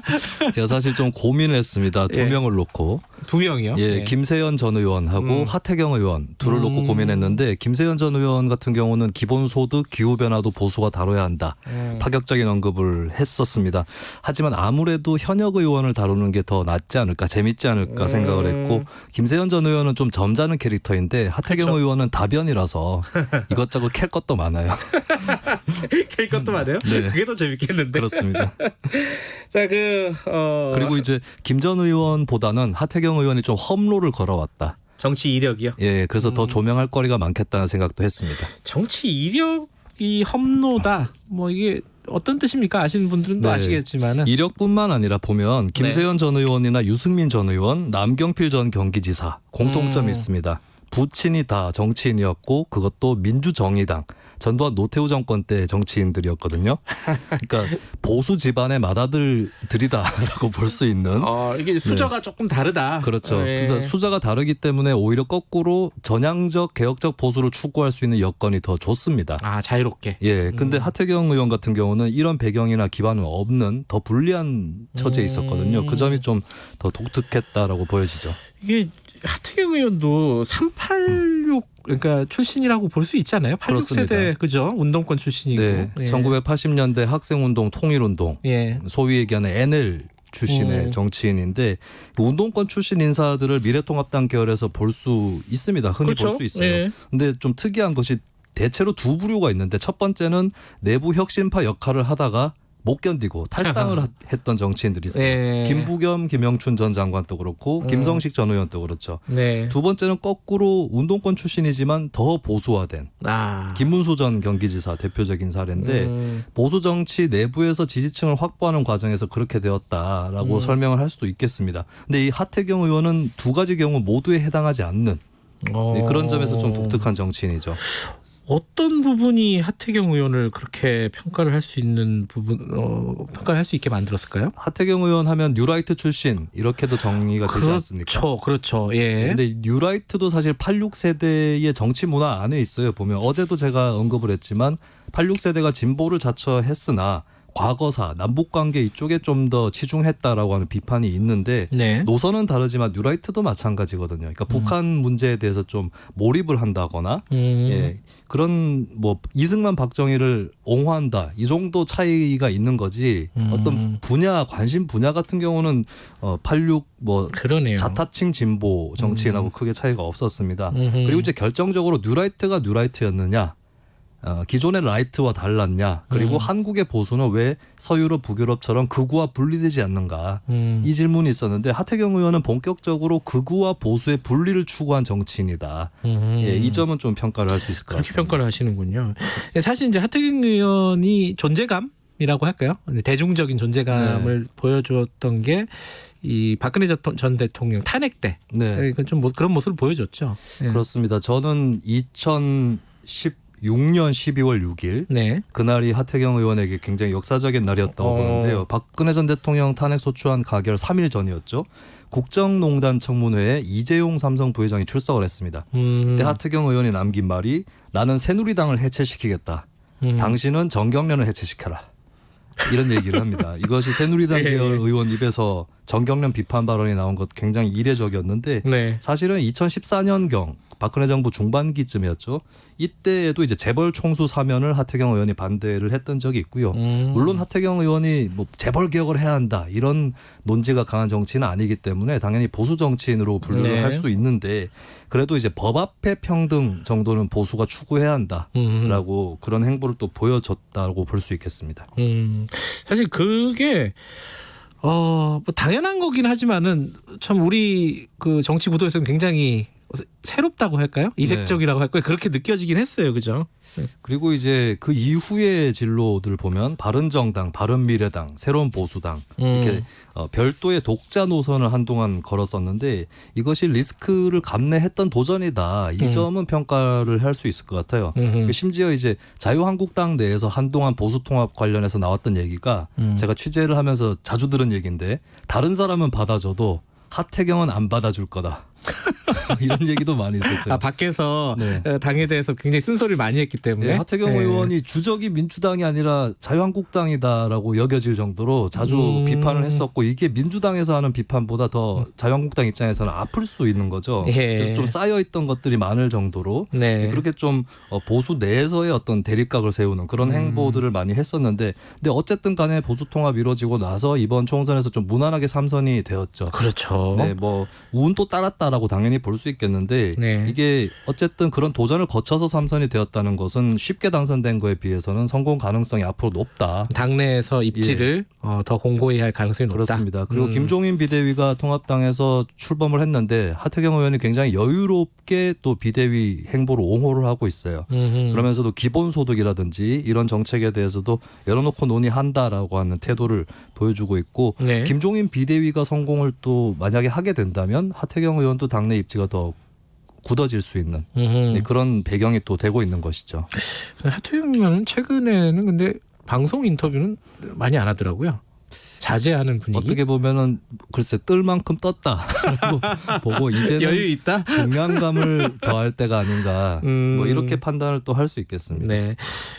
근데 지금 하태경 의원 보면은 아까 말씀하신 뭐 기본소득 이런 얘기에 대해서는 입장들이 약간 전향적이라고 할까요? 네. 이렇긴 한데 북한, 그렇습니다. 안보 여기에 대해서는 보수적인 입장을 견지하고 있는 건 사실이죠. 네, 특히 그런 이슈 때문에 민주당 지지층 입장에서는 때로는 하태경 발언에 사이다를 외치다가도 남북관계 얘기 나오면 고구마로 다시 돌아가거나 하는데 안보는 보수다 이 기조는 이어갈 것으로 보여지고요. 근데 좀 여기서도 특이한 부분이 나오는데 이 하태경 의원 같은 사람의 지로는 북한이 좋게 나오면 한국도 좋게 나와야 한다. 네, 북한이 나쁘게 나오니까 나도 나쁘게 나가는 거다. 이런 취지가 좀 보여요. 왜냐하면 2018년 남북 정상회담 할 때 보면 하태경 의원이 그걸 좀 지지하는 입장이었고 특히 김정은 위원장에 대해서 호평을 했거든요. 그러면서 박정희처럼 경제 발전을 하려는 거다. 이거는 이제 보수층 듣기에 이제 김정은을 좀 재조명할 수 있는 그런 언어로 또 접근을 한 것이죠. 이런 점들은 기존의 소위 보수 정당하고는 좀 차별화되는 그런 국면이고 현재도 대북 강경으로 나온 것은 북한이 우리한테 강경으로 나오기 때문이다. 라고 해석을 할 수 있겠고 또 최근에 문재인 정부에 대해서 비판을 하고 있지만 북한이 문재인 정부를 비판하는 거에 대해서 내가 이거는 좀 막아줘야겠다.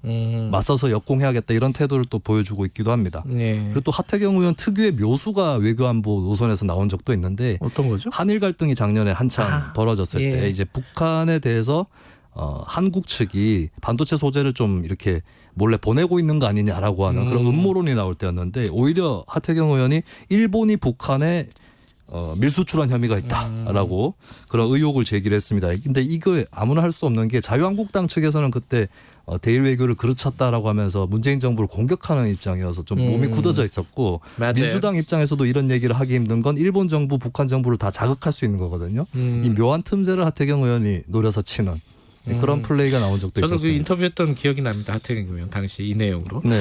근데 젠더 문제 이 문제가 그렇습니다. 또 하태경 의원하고 또 밀접해요. 네. 발언들도 자주 있고요. 굉장히 핫한 이슈인데 이게 자칫하면 젠더 갈등을 더 부추길 수도 있는 거고 통합당이나 본인이 여성 청년 유권자에게 지지를 못 받는 요인이 될 수도 있는데요. 근데 여기에 대해서 좀 명백하게 실존하고 있는 여성 불안에 대해서는 인정하는 태도를 취할 필요가 있는데 실제로 하태경 의원이 그런 적도 있습니다. 그러니까 불법 촬영 동영상에 대해서 피해자 찾지 마라라고 굉장히 적극적 선제적으로 나선 적이 있고 이런 식으로 이제 하태경 의원이 긍정적인 효과를 보여주는 발언들이 있는데 이런 부분들을 좀 강화한다면 적대적 혐오 이런 언어로부터 정치권이 헤어나오는데 기여하는 정치인이 될 것 같습니다. 알겠습니다. 오늘은 보수의 하태경이었습니다. 김수민의 눈이었습니다. 고맙습니다. 예, 감사합니다. 2부 여기까지입니다. 잠시 후 3부에서 뵙겠습니다.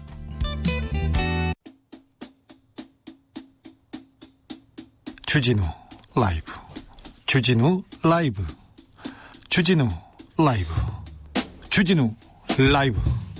라이브가 좀 이상한데? 그러니까 많이 이상해. 다 이상. 매일 오후 5시 5분 주진우 라이브. 내일은 좀 더 나아질 거예요. 확실해요.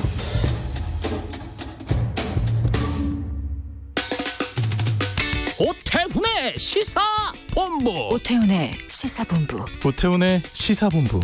오태훈의 시사본부. 오태훈의 시사본부. 오태훈의 시사본부. 평일 낮 12시 20분 KBS 44기 성우들과 함께 듣는 오태훈의 시사본부. 점심 먹고 시사 한입. 지금 시각은 8시 30분입니다. KBS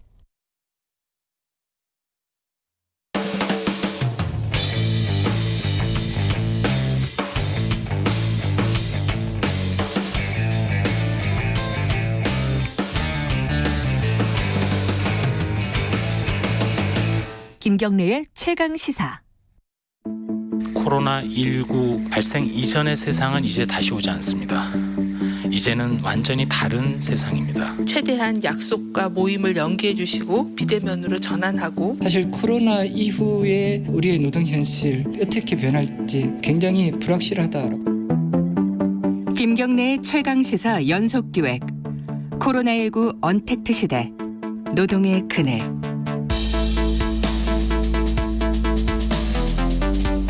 네, 코로나19가 우리 사회를 많이 바꾸고 있죠.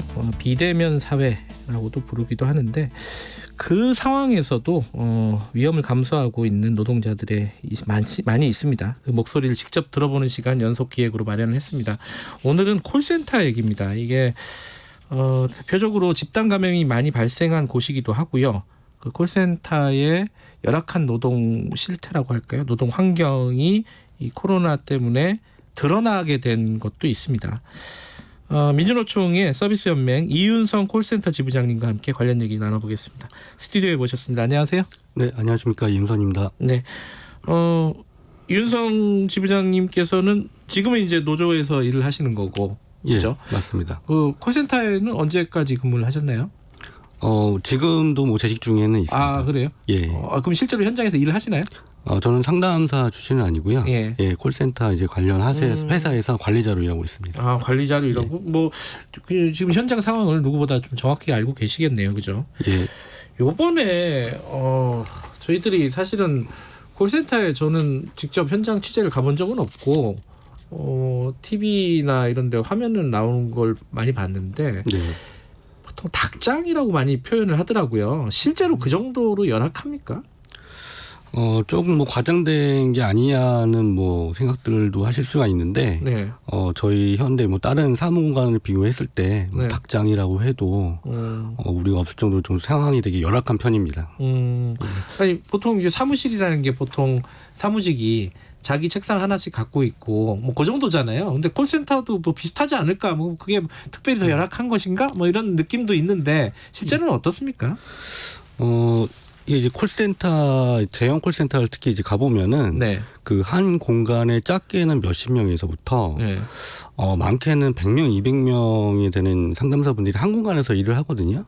그리고 이 공간 자체, 그러니까 상담사분들이 쓰는 공간 자체가 1m, 폭으로 1m 남짓되는 이 책상 앞에서 이제 일을 하시기 때문에 그 같은 공간에 적정 인원보다 많은 인원이 들어가고 그러다 보니까 공기 오염도나 여러 가지 이제 문제들이 발생하고 이번에 코로나처럼 집단 감염 우려도 상당히 높아지는 거죠.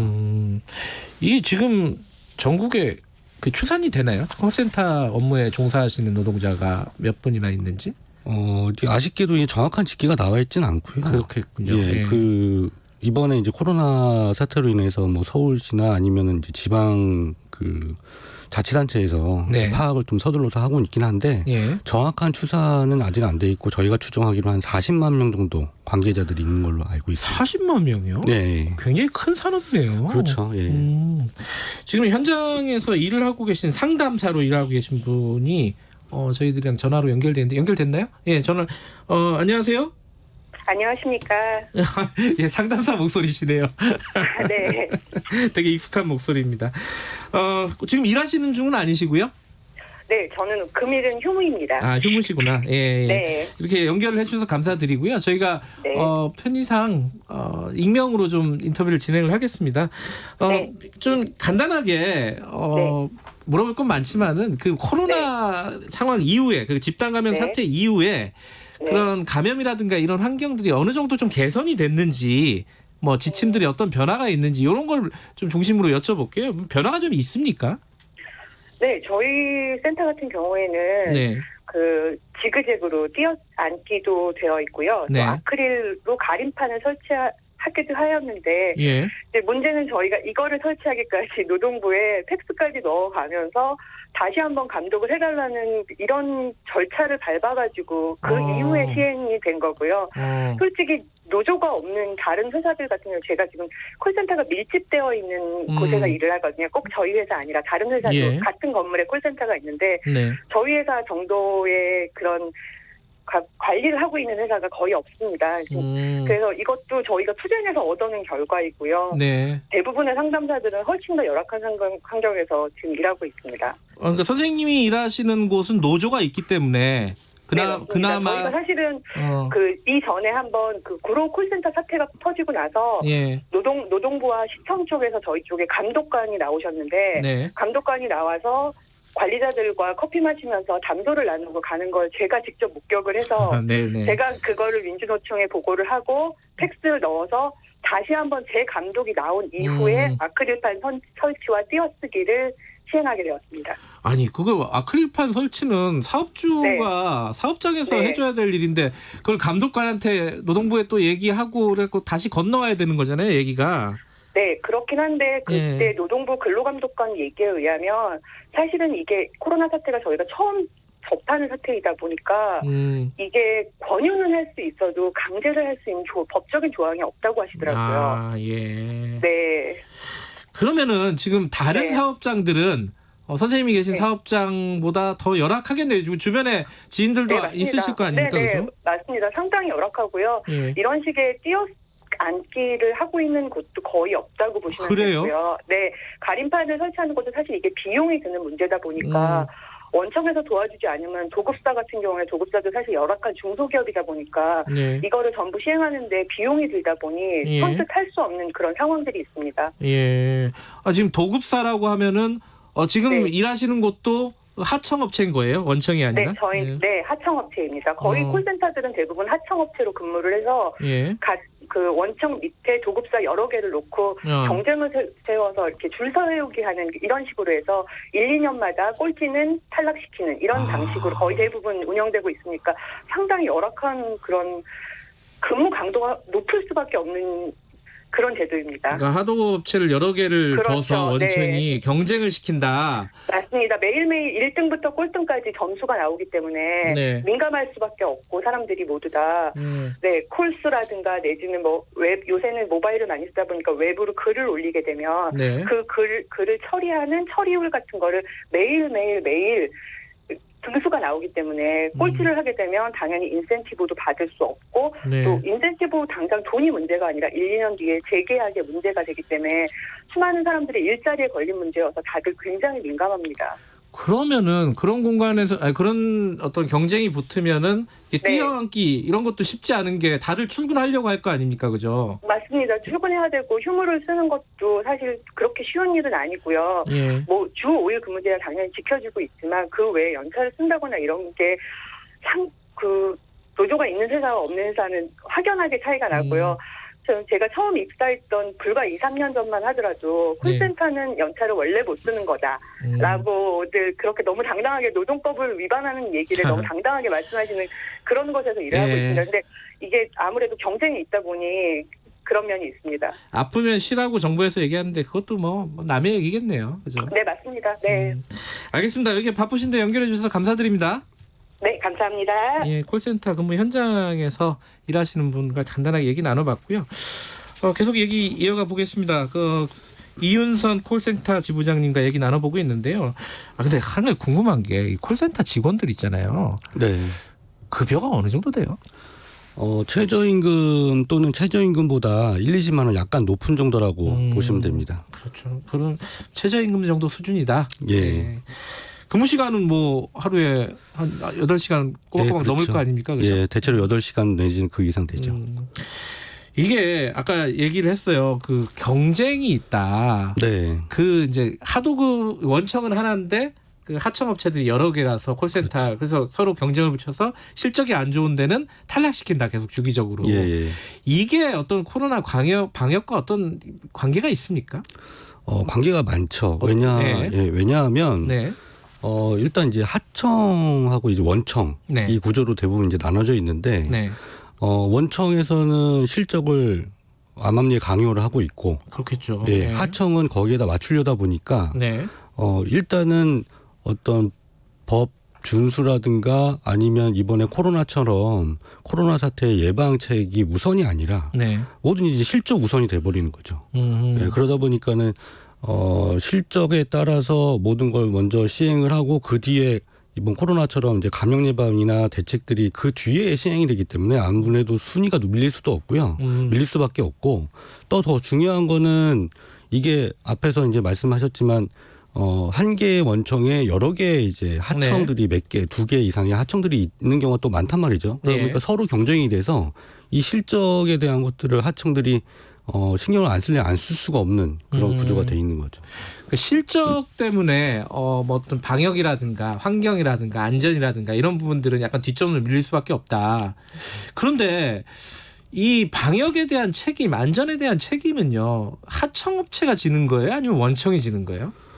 지금 저희 기준으로는 이제 하청이 지는 게 맞죠. 왜냐하면 대부분의 상담사분들이 이제 하청 소속의 노동자다 보니까 하청이 지는 게 맞는데 실제로 이분들의 감염 대책이나 아니면 예방이나 이런 것들을 좌지우지할 수 있는 거는 원청이란 말이죠.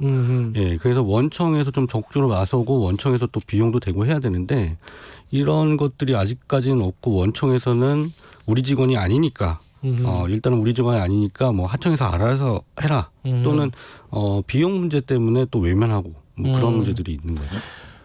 그런 것 때문에 사실 원청이 하청을 두는 거잖아요. 사실 그런 책임에서 피해가기 위해서. 예, 사실은 그렇습니다. 예. 그러면 이거를 어떻게 뭐랄까요 개선할 수 있는가, 이게 중요한 거 아니겠습니까? 어떤 방법이 있는 거예요?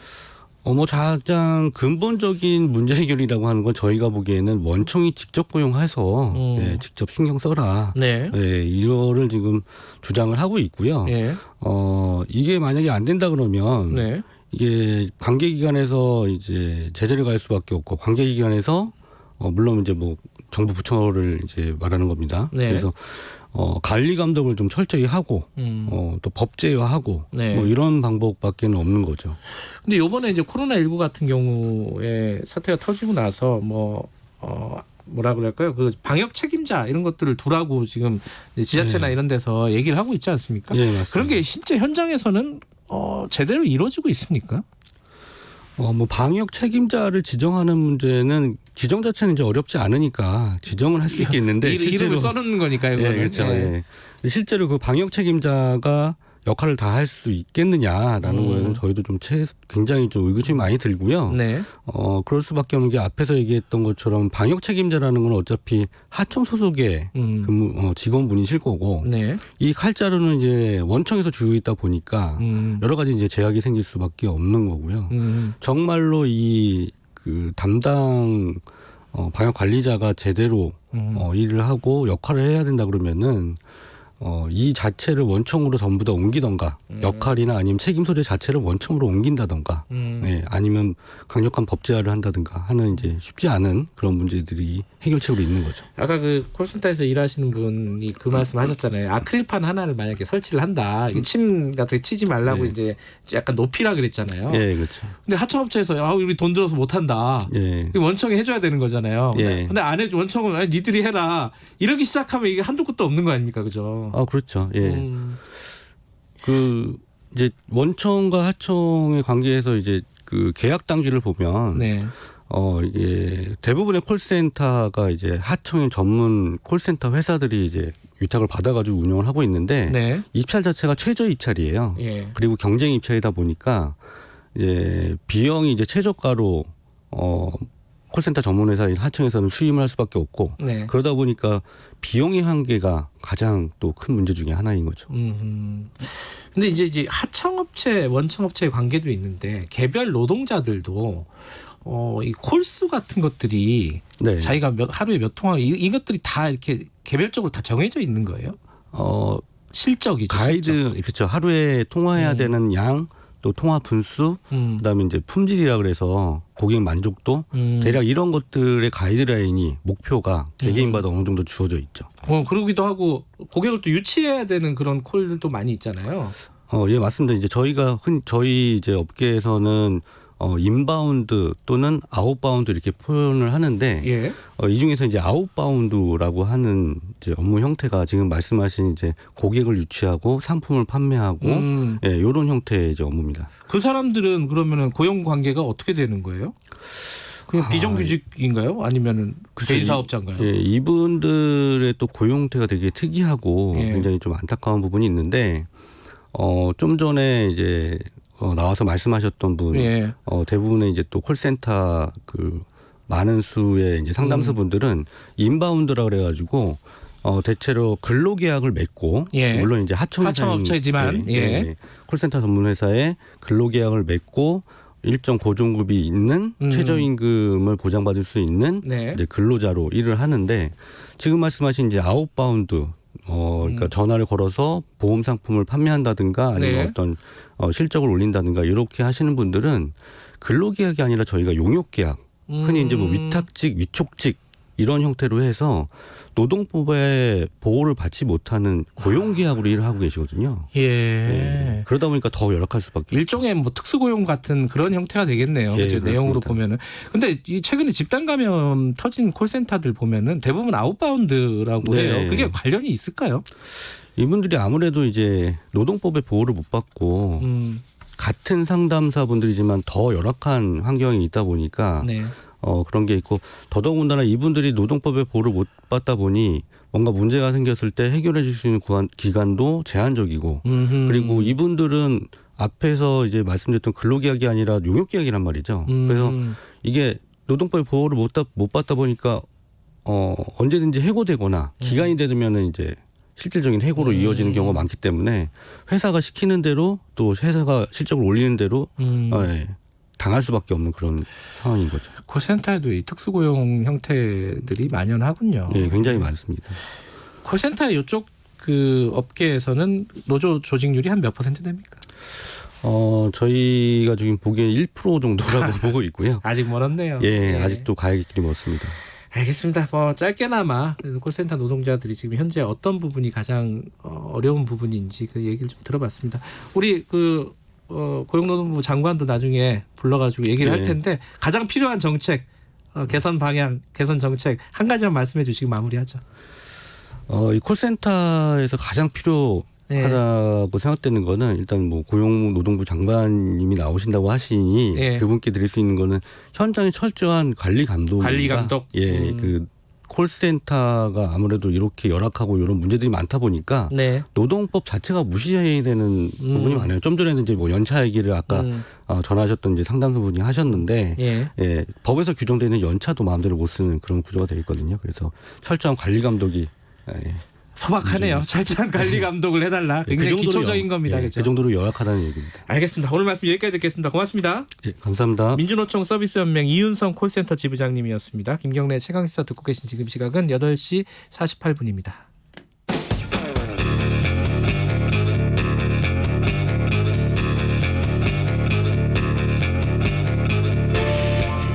당신의 아침을 책임지는 직격 인터뷰. 김경래 최강 시사. 네, 중국 얘기 좀 해볼까요? 중국 베이징에서 코로나19 확진자, 감염자가 급격히 늘고 있다는 뉴스 보셨을 겁니다. 제2의 우한이 되는 거 아니냐? 뭐 이런 얘기들도 있는데 현지 상황을 KBS 안양복 특파원 연결해서 들어보도록 하겠습니다. 안녕하세요. 안녕하세요. 예, 그 코로나19 확진자 상황 어느 정도인지 먼저 간단하게 좀 설명을 해주시죠. 네네. 중국 보건당국 공식 발표는 하루 두 차례 있습니다. 한국 시간 오전 11시하고 오후 5시인데요. 네. 어제 이제 발생 공식 확진자는 잠시 뒤에 나올 거고요. 네. 지금까지 모두 79명의 환자가 나왔습니다. 그리고 어제 오전까지 이미 양성 판정을 받은 사람이 59명이고요. 그중에 네. 21명은 확진 상태였습니다. 그래서 11시에 좀 발표가 있을 텐데 추가 확진자 수는 이제 하루 전 가장 많았던 36명보다는 오늘 더 많은 숫자가 발표될 것으로 보입니다. 그 전에는 베이징에서 이런 감염자들이 많지 않았던 모양이에요. 이 정도 가지고 지금 굉장히 이제 여러 가지 얘기가 나오는 걸 보면은. 그렇습니다. 이게 지난 11일에 환자가 나왔을 때 57일 만에 환자가 나온 겁니다. 그래요? 그리고 지금 신파지 시장 상인은 물론이고 인근 지역 주민이나 그리고 지난 14일 동안에 시장을 찾았던 시민들을 대상으로 전수조사에 지금 각각의 핵상 검사를 하고 있기 때문에 당분간 숫자는 계속 늘어날 것으로 보입니다. 제2의 우한, 이건 약간 언론의 호들갑인가요? 아니면 진짜 이런 우려가 있는 건가요? 물론 이제 우한이 지금 매일 수백 명씩 환자가 쏟아졌던 곳 아니겠습니까? 예. 그래서 그런 상황과 비교할 수는 없겠습니다만 아직까지 환자 추이를 봤을 때 그런데 중국의 어떤 시장의 위생 상태라든지 네. 그리고 신파지 시장 자체가 엄청난 물동량과 유동 인구가 많은 곳입니다. 우리 여의도 면적이 한 3분의 1 정도 크기 되는 시장이거든요. 네. 그래서 하루 5만 명 정도가 찾는 시장이고 그렇기 때문에 이 지금까지 확인된 사람만 아까 말씀드렸던 20만 명 정도 되기 때문에 네. 이 분들 중에서 환자가 나오고 있고 하기 예. 때문에 아직까지는 제2의 우한 사태다 이렇게 이야기하기는 좀 빠릅니다만은 상당히 많은 환자가 나올 것은 분명해 보입니다. 신파디 시장, 농수산물 시장이라고 이렇게 보도들은 있는데 여기에서 어떻게 감염이 됐다 이거 밝혀졌나요? 지금까지 이제 중국 베이징 질병통제센터에서 발표한 것은 수입 연어 가게 도마에서 바이러스가 검출됐다. 이게 공식적인 이야기였고요. 예. 그리고 지난 14일에는 베이징 질병통제센터 연구원의 양펑씨가 검출된 바이러스 유전자 서열을 비교해봤더니 유럽에서 발생한 코로나19 바이러스와 유사했다. 잠정적으로는 외국에서 유입된 바이러스를 추정한다. 이렇게 이제 발표를 했었습니다. 예. 이거는 중국 책임이 아니다. 이런 느낌을 좀 주는 발표인 것 같기도 하고 그러네요. 네, 그래서 중국도 이게 바이러스가 어떻게 유입됐는지 이렇게 확정 지을 수는 없다고 공식적으로 이야기를 하고 있고요. 네. 그렇지만 이제 연어가 지목되는 바람에 중국에서는 연어를 대부분 노르웨이에서 수입한다고 해요. 그래서 근데 어쨌든 수입은 모두 중단된 상태고요. 예. 다만 이제 중국 내에서 전문가들도 코로나19 바이러스 숙주는 포유류라는 거죠. 어류가 아니라. 네. 그렇기 때문에 연어는 죄가 없다 이렇게 이야기하고 있습니다. 그래서 중국에서는 이제 수입 과정에서 바이러스에 이미 오염되어 있는 연어가 들어왔을 가능성과 이번에처럼 이제 시장 상인이라든지 고객 중에서 확진자가 있었는데 걸러지지 않은 확진자가 있었는데 이들의 분비물에 의해서 도마가 됐든 네. 연어가 됐든 오염된 상태로 해서 전염이 됐을 가능성 이 두 가지 가능성이 주목하고 있습니다. 이번 얘기 나오기 전에 베이징은 정상적인 경제 생활을 하고 있었죠. 맞습니다. 이렇게 지금 중국은 1단계부터 3단계, 1단계 제일 강한 조치이고요. 3단계 조치가 있는데 2단계 조치를 계속 시행하다가 양회가 끝나고 나서 3단계로 완화했습니다. 그래서 아파트를 드나들 때 체온 검사 같은 게 필수적으로 했었는데 그런 부분들이 없어지고 등등의 좀 완화된 조치가 식당 영업도 완전 정상화되고요. 그랬는데 어제부로 다시 2단계 수준의 대응 조치로 강화됐습니다. 2단계 수준. 그러면 버스, 지하철 이런 건 다니나요? 버스철 당연히 다니죠. 다니는데 마스크를 반드시 해야 되고요. 지하철을 탑승할 때 체온 검사도 반드시 받아야 되고요. 아파트나 사무실, 회사에 출근할 때도 체온 검사를 받아야 되고 아파트나 회사, 직장의 출입문도 한 곳으로 딱 정해서 그곳으로만 출입해야 되고 이런 조치들이 있습니다. 그리고 지금 신파지 시장이나 신파지 시장 주변 같은 경우는 중위험 지역으로 고시가 되어 있는데 이런 같은 우한처럼 봉쇄식 관리라고 해서 모든 주민들이 다 집 밖을 나올 수가 없습니다. 예. 그리고 이분들에 대해서 어떤 핵상 검사를 진행하고 있고요. 예. 그 안양봉 특파원도 이제 베이징 시민 중에 한 분이실 텐데 네, 시민들 분위기가 어떻습니까? 좀 불안해하는 분위기입니까? 베이징은 상대적으로 보면 우한이라든지 예를 들어 광저우라든지 정저우라든지 심각했던 지역들과 비교해 보면 네. 대단히 이번 코로나 사태를 대단히 수월하게 넘긴 곳이라고 볼 수 있거든요. 네. 물론 이제 이게 어떤 방역 조치는 대단히 엄격했지만 실제 환자 발생 수나 사망자 수 측면에서 보면 되게 수월하게 넘겼는데 네. 지금 중국에서 보면 다른 지역은 다 안정됐습니다. 근데 갑자기 베이징에서 나온 거죠. 그리고 베이징에 지금 보면 외국에서 들어온 비행기가 베이징으로 직접 들어오지 못합니다. 인근 공항에 내려서 핵상 검사 다 받고 그 승객들은 거기서 14일 동안 격리하고 난 뒤에 베이징에 들어올 수가 있습니다. 이런 식으로 베이징에 대해서 어찌 보면 과도할 정도로 이렇게 방역을 시행하고 있었는데 예. 갑작스럽게 베이징에서 환자가 쏟아지니까 사람들은 대단히 많이 불안해하고 그리고 예. 중국 현지에서 일부 사재기 같은 상황이 발생하고 있다 이런 소식도 전해지고 있습니다. 예. 근데 이제 중국 정부는 사실 코로나19 전쟁에서 승리했다 이렇게 이미 선언을 해버렸잖아요. 근데 이런 상황이 그렇죠. 좀 당혹해할 것 같아요.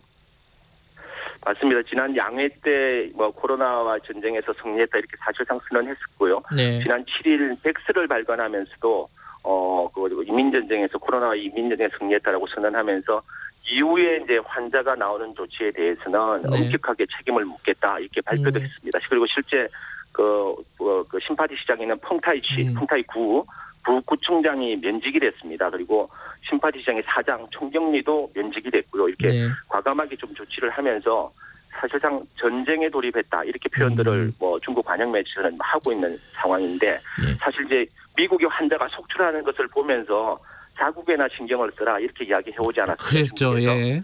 예, 그런 상황에서 중국에서 환자가 나오니까 예. 사실 앞뒤가 안 맞는 상황이 돼버린 거죠. 예. 그렇기 때문에 좀 이 상황을 어떻게 수습할까 노심초사하고 있을 것으로 보입니다. 전문가들은 2차 확산, 대규모 확산 가능성에 대해서는 어떻게 얘기를 합니까?